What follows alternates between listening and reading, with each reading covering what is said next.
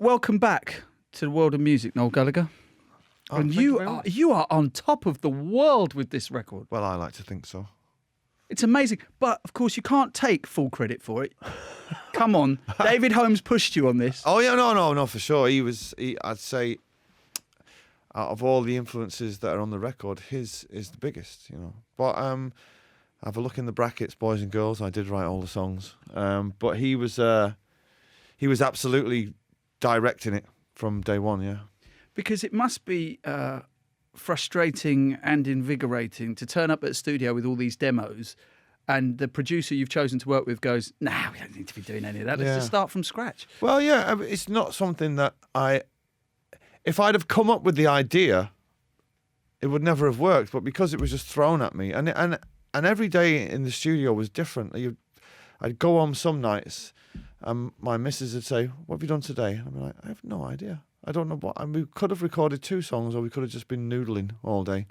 And then you go in the next day, and it'd be something completely different again. So it was a real voyage of discovery.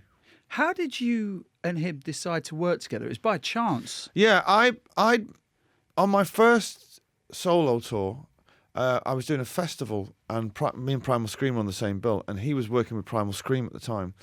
And we were in the dressing room, and he introduced himself. And I'd got all his records. I mean, I love what he does.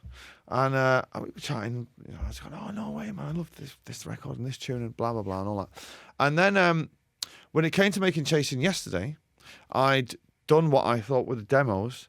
And I'd done what I always do. I was kind of thinking, producer, it would be good to help me produce this record. So I called David, and he came to London. And like you say, he played him the demos, and he said, "Nah, they're already finished."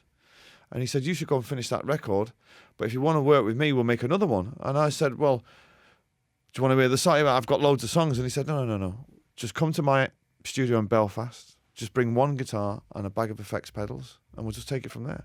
And most of the songs were born out of conversations and kind of like, he would play me the night before the first session started.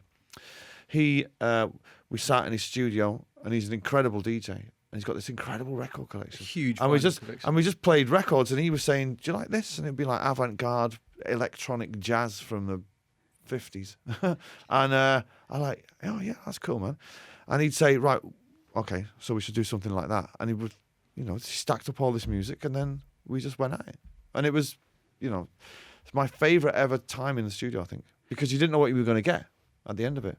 You listen to "It's a Beautiful World," the song with the French bit on it. Yeah. And honestly, that song just developed over 2 years. It started off as a tiny little riff, and then it got bigger and bigger, and then the French bit and all that. And it was like, wow, I didn't even know I was writing a song until it was finished, Were you kind of maybe subconsciously yearning to be taken out of your comfort zone, do you think?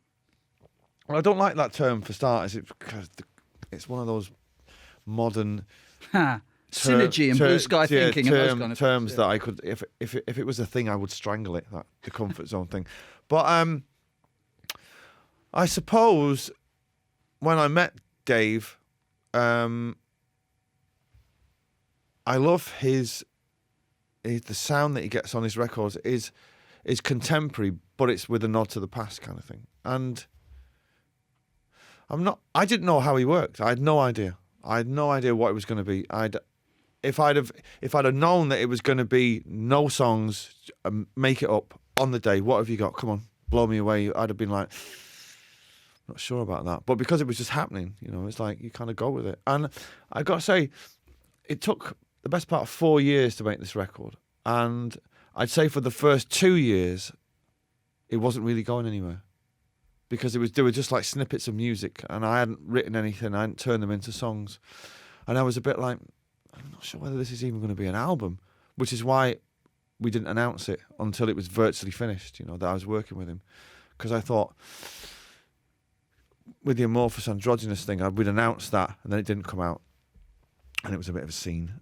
And so for the first couple of years with this, I was like, I don't really know what I'm doing here, And then all of a sudden, finished Holy Mountain, and then they all just, fell over one after another. At that 2 year period, when you're not sure what's going to happen, What kept the trust going? Well, like I say, I was making Chasing Yesterday at the same time. So I'd work 2 weeks in London on that. Then I'd go to Belfast for 2 weeks. So I was making them both at the same time.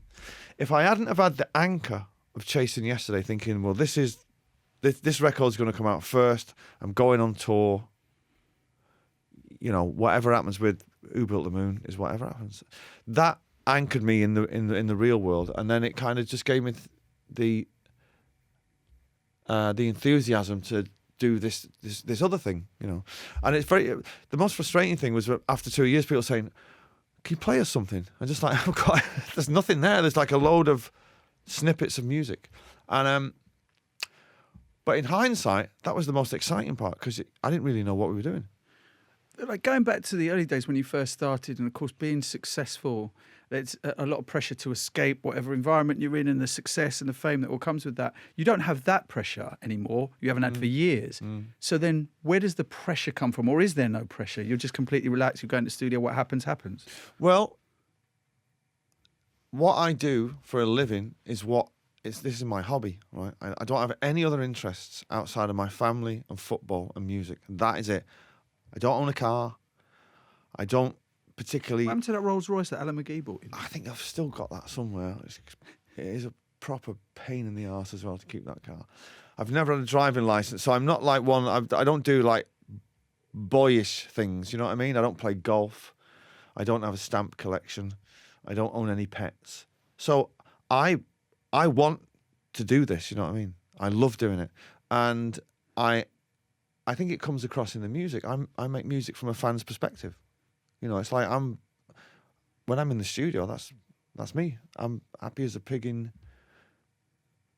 Yes. We don't need to finish that sentence. So then when you get into a studio with David and David throws the rule book out and you start working on this and there's, you know, experimental jazz records from the 1950s on pink vinyl from Belgium into your world. Oh, you know that track? Yeah, it's a big tune in my world. DJ'd it many times. Then what about the fans? Because you're a fan of music, but there are fans, there are legions, there are people who are obsessed with Noel Gallagher and what Noel Gallagher's music means to them. Yeah. And you're going to push them. You're going to take them somewhere that they may not be comfortable in going. No, I know that. Yeah, which is why I picked Holy Mountain for the first single. I was like, well, this is gonna. It was the intention to split opinion. I have to say, I think it's it's funny at the minute. Everyone who hates this album are the people who haven't heard it, because you put a little trailer up on the internet, and of course the culture in which we're in is like instant. I'm not having it. I'm not. As a French girl, what's that language? Oh, that'll be French. That's why you don't understand it. But people who have heard it absolutely love it, and I can't myself. It wasn't my. Although going into this record, it wasn't the intention to, right, let's push it as far as we can go. As the record evolved, it was kind of like, oh, this is going to be interesting. Some people are not going to like this. And which is, I think it's a good thing. It's a good place to be. But it's not as if you haven't had an eclectic taste before. I mean, you worked with the Chemical Brothers. It's not like you were someone who gone, whoa, like you wouldn't have got angry back in the 60s when Dylan went on to an electric guitar. Of course. And you know, I've worked with the Chems and Goldie and now David Holmes. I think people who will have followed what I do will not have been that surprised. But the beauty of and the brilliance of Oasis is that it keeps generating a new fan base every 5 or 6 years, and it feels like there's another generation of fans come along, and they seem to be quite young. And they have a very certain image of what Oasis music is, and they want ownership of it, and that's fine, you know. And they come to the gigs and it's great, and God bless them and all that. But it's kind of this is where we're at now, and I only see it as the other side of the same coin. But people have been quick to judge it, which is brilliant, though. I love it. You're thick-skinned, right? I mean, it's not like someone can get to you by sending a tweet out. Do you know what I mean? So no, I don't have social. I mean, I'm not on social media. I don't have it on my devices at all. The only time ever reaches me is like when my daughter will say, "Oh my God, look at what this guy said." She'll go on about that. Or my wife will say, "God, your fans are not happy." But social media, I think, is exhausting. There's not enough hours in the day for me to do what I do most days. Far less sitting, be on social media like Gary Lineker or something. You think Gary Lineker have better things to do with his life, wouldn't you? Do you know what I mean? You not that much older than me, so we're from a generation whereby if someone had something to say to you, they should say it to your face, right? Exactly, yeah. Right? Yeah. And they might get sparked out for Yeah, saying yeah. it, right? Well, we live in the era of the keyboard warrior, I believe they're called. Yeah, they are. And but it's just, modern culture is when you sit and think about it, it's bizarre. It's just a platform of lots of people shouting at each other. But you're someone who's got such articulate opinions. It's almost as if, like your brother, social media was made for someone like you, because you have always been fantastic at a very pithy put down of anyone. I mean, you could have been a battle MC. Yeah. Yeah. But like I say, I like doing what I do, and I like doing the interviews and all that comes with it. But really, within that framework, I don't really want anybody to know anything about me. And what I think Twitter does and social media is, eventually your core being comes to light. So what you see, there's a certain kind of person who tweets at 4 o'clock in the morning, drunk. They're kind of like, wow, what? Surely you're either out at 4 o'clock in the morning or in bed. Let's sit in tweeting about Brexit or something. It's a bit needy. It is a bit, yeah. It's a bit attention seeking as well, but it's not something I'm into. But then, I guess if you're 45, it's a bit sad. If you're 15, that's modern culture, right? Okay. Yeah. If you've kind of, if you're a man of a certain age, it's like no, you can't. Does your wife or your kids make you aware of your brother's tweets ever? I don't. The only time I'm aware of them, and it's like if I go on, it seems to be enemy.com drive all this. If I'm going on there to see what's going on in if Jungle are eventually going to put an album out, they'll be like, our kids mug day, and you think, oh, and then there'll just be this barrage, and you're just reading it going, oh my God, that's insane. It's like real personal stuff, you know what I mean? And you're like slagging somebody off for their music is one thing. I was the best at it. I reinvented it. But like personal stuff, you're just like, no way. And then my daughter will say, he tweeted this at 6 o'clock in the morning. It's just like 6 o'clock in the morning. Holy moly. But there you go. If you've got nothing better to do, I guess he's not busy writing his own tunes, is he? Got a lot of time on his hands. Would you ever move back to Manchester? I did think of it, actually, before we started to have... before me and Sarah started to have the kids. Yeah, I thought of it, but then I thought of moving to America at one point. Oh, you would have hated LA. You would have hated. No, I wouldn't have gone to San LA. Francisco. No, New York. We thought very, very seriously, and actually got all the paperwork together to transfer everything to America, and then Sarah got pregnant. We still haven't found out how that actually happened, but she got pregnant, and she was like, "Well, there are some YouTube videos, not of Sarah, obviously, but you. We can't have. But there are. We were just like, we cannot have children with American accents. That's not going to work. I'm married to American, but the kids were born here, so right. Okay. Well, there you go. It's all good. Yeah, it's all good. Yeah. After the MEN Arena attack, as someone who is a son of Manchester and a very famous son of Manchester, do you remember how you felt about that? Really, really. I'd gone to bed early that night, so I didn't. When I woke up and switched my phone on, and the first text was somebody who lives in the States saying, "I hope all your family are safe." And I was thinking, and then your phone explodes, and next thing the radio goes on, and then you kind of sat watching the news, and you're thinking, I can't believe it. I've played that arena so many times. I've been there. I walked those streets. And then as the story unfolds, you're getting, like all of us, even things on, London Bridge and all that, you just get angry when you think our leaders are seemingly powerless to stop this, And the thing that really, really winds me up more than anything is like these people who, they have the right to be radicalised in this country. They have rights. That kid who set that bomb off in Manchester had the right. You know what I mean? You cannot stop this. And that's what annoys me. And I remember the day after the Manchester things, I was on a national radio station the next day. And, of course, that was the first question. They actually wouldn't air the interview because they said, you can't say this on national radio. And I was like, they go on about the Manchester bombing and they don't even call it an act of terrorism now. They say, the tragedy in Manchester. Hang on a minute. Let's call it what it is. It's terrorism. You know what I mean? Mass murder. Yeah, it's mass murder. Yeah. And now they call it, it's almost like an incident. And it's like, well, no. It's like that guy who set that bomb off sees the streets of Britain as a battlefield, right? And our leaders don't see it as a battlefield. How does that make you feel, being in one of the cities that could be been targeted? And if you stopped to think about it deeply,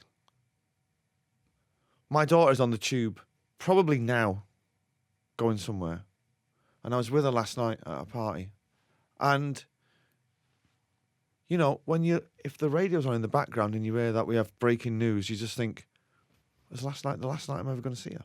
Because she's on, it's so random. You know what I mean? It's so random. What if she was at the market that night when those guys arrived? Right, yeah. Do you know what I mean? It's kind of like... What about the division that it creates? No, because you were brought up in a city where lots of different races and religions got on together. And you live in one where lots of different races and religions, people from different backgrounds. You're in an industry where you're meeting people, you tour the world. Yeah. So what do you think about that division? Do you think we are becoming more divided? I think that people's views have become so extreme. There's like, even the landscape in England now, it's like the views on society are either extremely right-wing or extremely left-wing. And in the 90s, with the New Labour and all that, they danced in the middle and everybody was happy, I think. And, but I think, and this is the magic of when that girl started singing Don't Look Back in Anger in St. Anne's Square,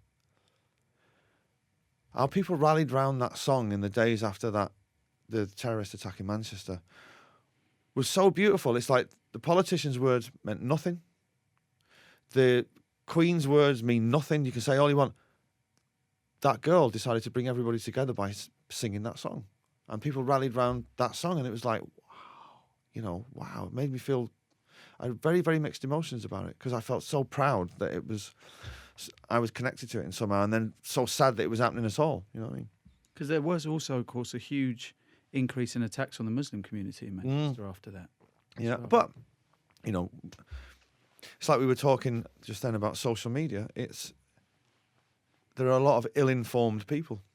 It was like with the Brexit thing, when that was happening, you've seen the debates, and each side lying to their own supporters, and we live in a society where people are just ill-informed, Now, one thing you're not ill-informed about is Manchester City. Oh, no. Mate. I know. You are... Art. You are... I mean, it pains me to say it as a Spurs fan, but, I mean, who's gonna do you guys over? You are on fire. I think... You should move back to Manchester just to buy a house next to Pep Guardiola and then just over the garden fence just scream, "I love you, Pep," every day. I've got to say, I've kind of got to know him a little bit. And he's a proper dude. Like a proper dude. Any football fan would adore this man because of the way that he sees the game. And he's amazing. What was the first thing you asked him when you met him? Do you remember? I think I might have said it. Have you brought a jacket with a hood? In Manchester. And he's like, "Oh, I like the rain." And I was like, "Yeah, they all say that, But he's a dude. And I think, again, like last season, people were very quick to write him off and say, you know, it was all about Messi and it was all about Bayern Munich. And it's taken him a year to get his feet under the table. And we must stress he's won nothing yet. But I've been to see City about 6 or 7 times this season and been kind of going, oh my God, some of the best things you've ever seen on the football field. Ever, you know. And as we were talking off air before, it's United and Tottenham have to do the double over us now to stand any chance, because it looks like we're just not going to lose many games, you know. And to be better than Tottenham, I mean, you've got to be good, because they're on fire as well. Well, we're both shared a similar history in that we've spent a large amount of our life in the shadow of another the team. other, the other lot, and a red lot. Yeah. Both of us have had to deal with It's that. kind of, it's beautiful poetry at the minute, because we were talking about Arsenal fan TV. I'm not an Arsenal fan, but when the results come in on a Saturday and Arsenal have been beaten or drawn or whatsoever, they just think, oh, I'm just going to go make a cup of tea. I'm going to give it an hour, and then I'm going to go. And those guys, like, I feel for DT and Troops. Those guys, I feel for them, man, because they're in it deep. And but I have to sit there and laugh because it's so funny, fan blood. You know what I'm saying? And what was I saying, Robbie? I've had enough, Robbie. I can't take it no more, Robbie. My Tottenham mates are laughing at me, Robbie. It's just like, oh my God. It's essential viewing. It's essential viewing. But we're in these unusual times. Like my son's 10 this week, and all he really knows is Pochettino. Right? Yeah. And it's my lads. I remember the day my eldest was born. He's 10. Right, so you know, right. And my 7-year-old, I've said to him, do you realise how lucky you are? You were born the year after the Sheikh took over. All he's known is, you know, he's like, we're playing Arsenal today. His attitude is, we'll murder Arsenal. And I'm like, me, I'll take a draw now. And he's like, Arsenal. I was like, wow. This new generation of football fans, it's like, wow. Amazing, though. It's a golden age. I mean, look, you've got the album, you've got Man City. Just so that everyone's not jealous of you, what is currently just absolutely rubbish in your life? I must say, I didn't get in until about 6 o'clock this morning, and I've got a filthy hangover, which, as I'm saying these words now, is getting worse and worse. And my driver said to me on the way here, he was out with me last night, he said, how are you feeling this morning? And I was like, I feel pretty fragile. And he said to me, is your arse hurting? And I was like, oh, hang on a minute. Why? And he said, do you remember falling over outside the pub last night? And I was like, no way. You fell over. I fell over. But I don't remember. When was the last time you fell over while drunk? I don't take a tumble when I'm drunk. I'm quite stable on my feet. I don't do the Bambi thing. But apparently last night I took a bit of a tumble outside the Cow in Notting Hill. So if anybody's got any footage of that, please be kind. You know, I'm 50 now. Don't put it on the internet. How did you approach the Big 5-0? I loved it. I love it. I think your life's getting better. Yeah, my 40s were incredible. When we celebrated my 50th, I was saying to Sarah, it's like we're celebrating my 40s, really, which are actually, when push comes to shove, probably on a personal level, my favourite decade of my life. And but I think you should celebrate all the milestones in your life. There's no point. If you're 50, you're 50, and that's it. You know, be 51 next year. If you're not going to celebrate that, so you might as well celebrate the half century. Do you not ever get saddened at the fact that you and, may I quote, our kid do not have the kind of relationship that... No, we never... No, because he's a filthy little narcissist, and I have no time for people like that. That's it. I mean, that's all you have to say, really. I mean, there's nothing beyond that, is there? And you surround yourself with a lot of positivity. Clearly, you can hear the positivity on this album.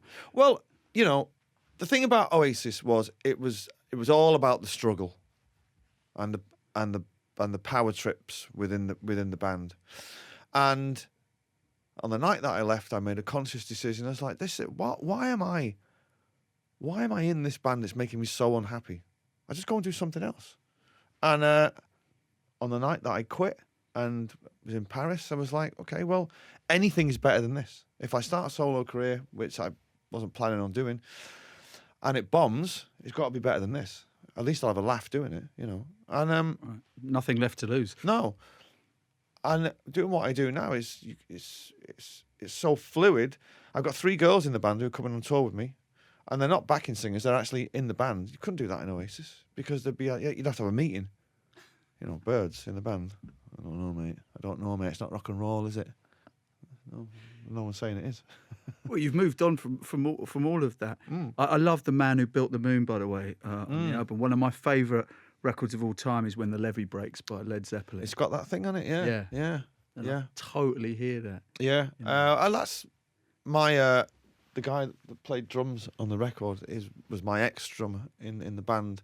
He has got a very John Bonham style to him, and but that's where the title of the album came from, was from that song. And I wrote that song. I would go to the studio when we moved to London from Belfast, and every day I would get the tube, and I would get off at Lambeth Station, and every day, just as you go up the lift to get to street level to get a taxi for the last part of the journey, was the poster for that Quentin Tarantino film, The Hateful Eight. And as I was doing that, was working on that song, I was thinking, what is this song gonna be about? And I decided, without seeing the film, to write a song about the people in that poster. And then when I seen the film, I thought, it should have been the theme tune. Tarantino's got to give me a call at some point. Just like you wrote an instrumental for Kanye West, you had no intention of sending to him. Absolutely not. No way. But if he wants to put a wee rap on it, be my guest, Kanye.